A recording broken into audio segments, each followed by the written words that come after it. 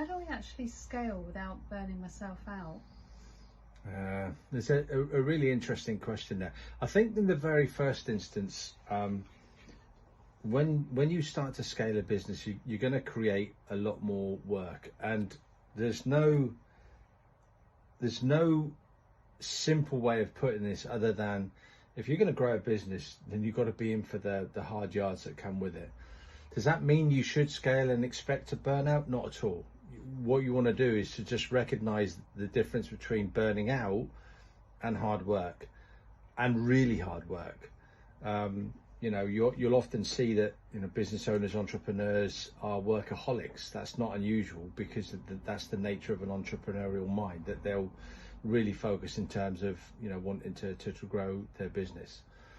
The flip side of that one is structure.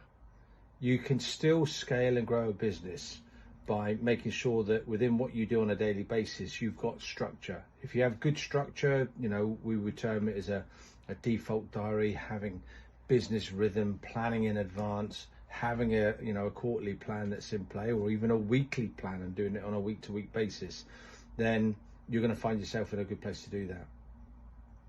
I think in addition to that, it's also about scaling a business has probably got a link to delegation as well.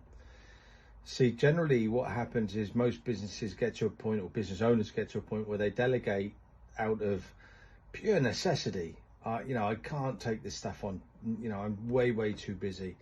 Maybe even a little touch of abdication there. But the actual reality of delegation, when you do it well, is to delegate to develop. So in those instances where you're scaling the business, you're also then developing the team as a result as well.